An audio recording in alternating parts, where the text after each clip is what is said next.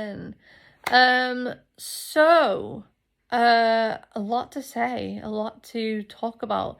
I'm doing a few videos today. They will all be up. They're going to be pre-recorded. But this video is about a MRI hip arthrogram. For those that don't know what a hip arthrogram is, I'm going to tell you. And I'm also going to tell you why I had mine done, and I'm also going to tell you what the findings were. Okay, so first off, why did I have to have a hip arthrogram? So I went to see musculoskeletal physiotherapists, and they noticed, obviously a few months, I'd probably say a few months, but it's more like a few years. A few years ago, I literally just, you all know I suffer with Ehlers-Danlos syndrome. But I literally got up off my settee and basically fell back down again. Something in my hip or my pelvis decided to go ping. And I was in absolutely excruciating pain and had to sit back down. It lasted a few seconds, didn't really think much of it. However, since then, I've had a lot of pain, like a lot of achiness, pain down my legs, struggling to walk, like really bad pain. And I've been to neurology and things like that, and pain clinics and stuff. And every time they examine me, they always say that there's definitely something going on, because they can feel retraction or retention or whatever. So my leg doesn't move the way it's supposed to move. It's kind of stiff, like my leg is trying to protect itself from being in pain. So they decided that there's a possibility I probably could have had a labral tear. So basically in your hip you have something known as a labrum. This can tear. So they presumed that's what it was. They did see on the x-ray there was a few abnormalities with my x-ray. It wasn't quite as curved, because you have a ball socket that's supposed to sit in your hip like this, and mine seemed to be kind of like this, so they were kind of a little bit okay, something's not quite right. So they decided to send me for an MRI hip arthrogram. Now, I had so much problem with this appointment, because I was supposed to have had this appointment last year in October, and they sent me to the mobile unit on the car park at the hospital at 7 p.m. at night. Now, when I tell you what a hip arthrogram involves, you will understand when I say the anxiety around needing a hip arthrogram is immense. So it took me a lot to try and kind of navigate my brain to thinking, okay, this is what's going to happen, and I've got to get used to that. So, okay, I'm geared up, let's go. I went for this particular arthrogram, or so I thought. I get to the mobile unit, 7 p.m. at night. My daughter comes with me because Phil was at work, and she sat outside in my wheelchair while I went in. I get in, and I'm expecting to be changed into a gown and everything, and he was like, oh no, you don't need to be doing all that, just, if you've got no metal on you, just go and lay on the bed. And I was like, I'm supposed to be here for a hip arthrogram. And he went, oh no, we can't do that today, we've got you down as standard MRI, so we're just giving you a standard MRI. And I was very confused by this, because that's not what I was asked to go for, and it's not what my MSK doctor had actually asked for either. But I went along with it, had my MRI. So in December, my MSK doctor phoned me, asked me why I'd gone for a standard MRI. I explained the situation, and she was fuming at the fact that they didn't listen to what I was asked for. So she disregarded the standard normal MRI, and she requested that I get done again. Now, bear in mind, she kicked backside in January of this year with the radiologist, who had messed up yet again. Now, let's just point out that they've already messed up my gastric emptying study in the past, and now they messed up with this. So I was not best pleased at all. This is like the second or third time that radiology have messed up with me, and I was just not happy. She tried to get that sorted out as soon as possible. I think it was around about, I think I left it till about May, and I phoned them up and I asked them, look, you know, it's been an extra 5 months, like since my MSK doctor kicked off. What the hell is going on? Like, when am I going to get booked in? And I got told, unfortunately, they're not booking appointments right now. And I was like, but should be something that was done last year and you messed up. I said, is there any way that I can expedite it? And they were like, no, you'd have to speak to your doctor. So I got on the phone to my MSK doctor, left a message. She was fuming again, went and kicked butt again with regards to it. And I left it again until, I think it was about June or July. No, it would have been July, probably July, August actually. And I phoned them up again and I kicked off and I said, look, I didn't actually ring up MRI this time. I actually rung up my MSK doctor, said I still hadn't heard anything. They said that they were going to speak to my MSK doctor because I left a message, and that she would get in contact with me. Anyway, she didn't. And then I think it was about 6 weeks later, I got a letter through the door stating you can finally go for your hip arthrogram. And I went for my arthrogram on the 5th of September this year. Now, bear in mind, my last scan that I should have had when it should have been the arthrogram was in October last year. So you're looking at, I had to wait an additional 11 months for something that was expedited back in January because the radiology department had messed up. So anyway, I finally went to go for my hip arthrogram.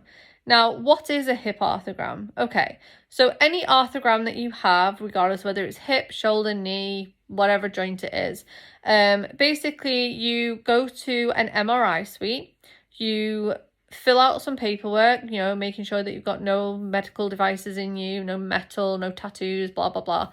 And then they send you over to X-ray. You then go over to X-ray, and they will ask you to get changed into a gown, take off your anything thingy, including sports bras. Like I have a sports bra on at the minute, I can't tell if you see it, but even something like this, they will ask you to take off because on the MRI table, they have shadowing on them. So, which I did not know. I've always had MRIs with these type of things on before, and I've always been told it was fine, but now they're no longer fine. So they'll tell you to take it off and put a gown on, and they'll also tell you in MRI, like mine was in my hip, so if it was your shoulder or your knee, they would basically say to you, once you've had because what they do is they give you an injection into your joint of contrast. Once that injection is in, you are not allowed to put weight on your knee, on your hip. You're not allowed to move your shoulder too much or anything like that, because they need the contrast to stay there. The more you move it, the more that contrast is going to move around and it could disperse. So they tell you not to put weight or do anything with that particular joint that they've put this dye in.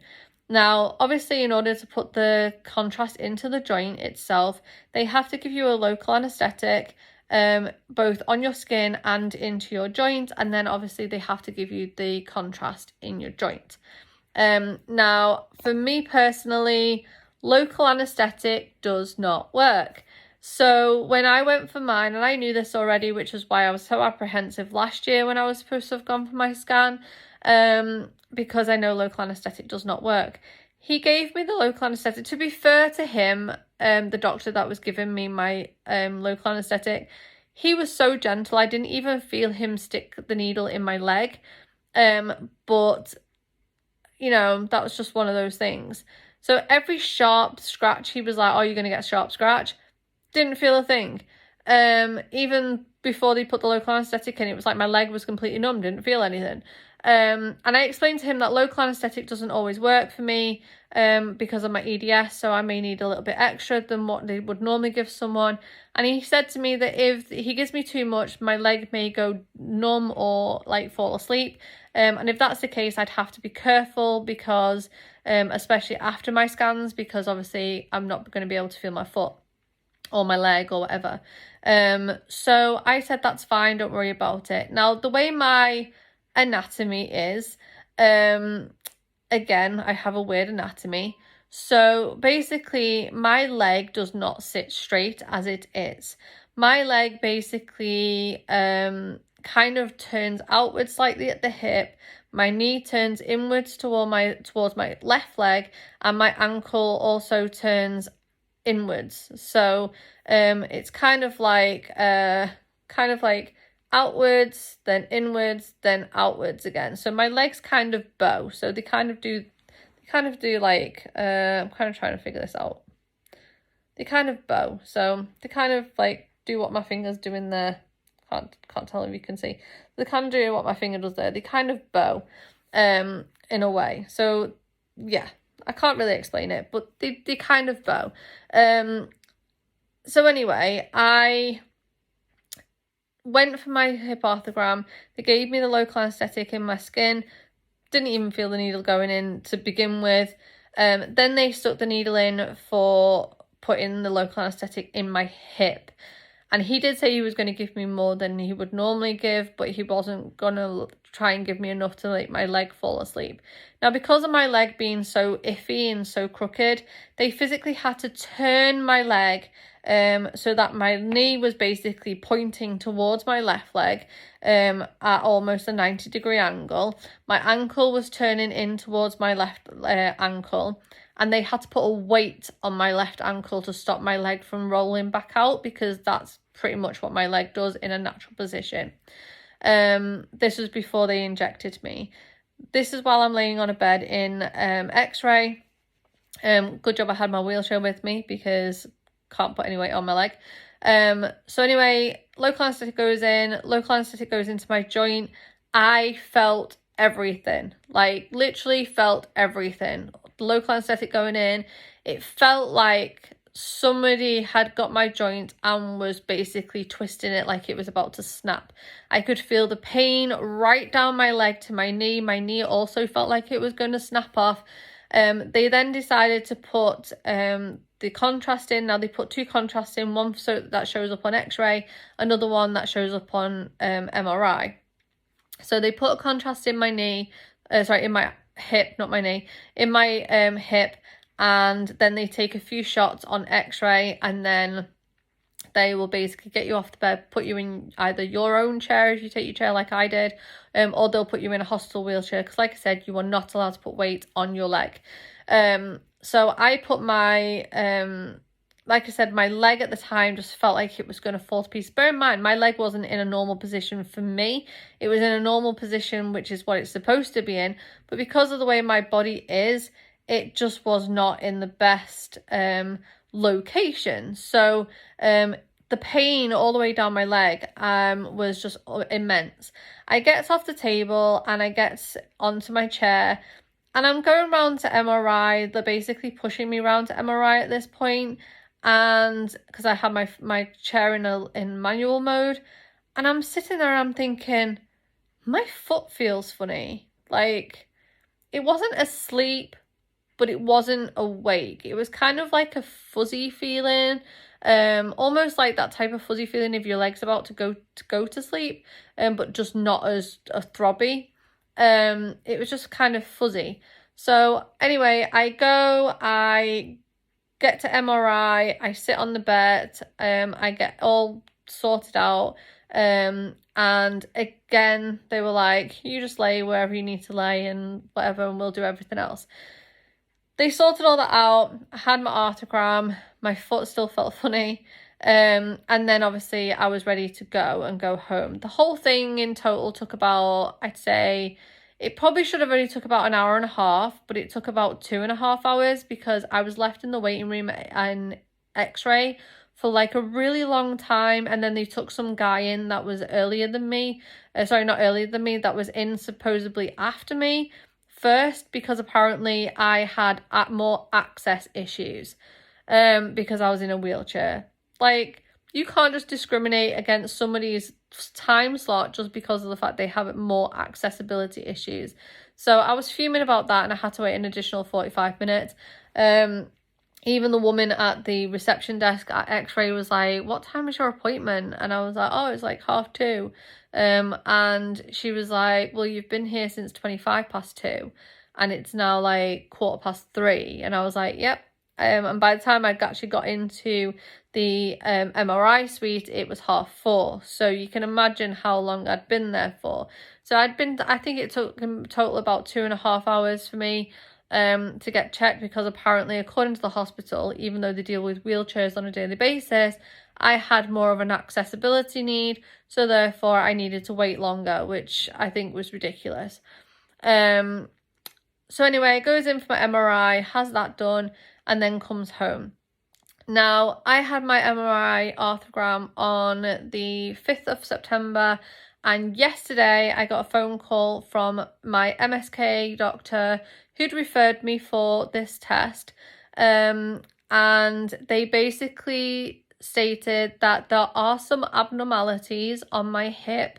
So instead of having a hip joint that sits in the ball socket like this, mine kind of comes out, and the reason for this is because I have an extra nodule. So instead of having a round ball socket like this, I have an extra nodule of bone, which is causing what's known as impingement, which is then causing the achiness around my pelvis and down my legs.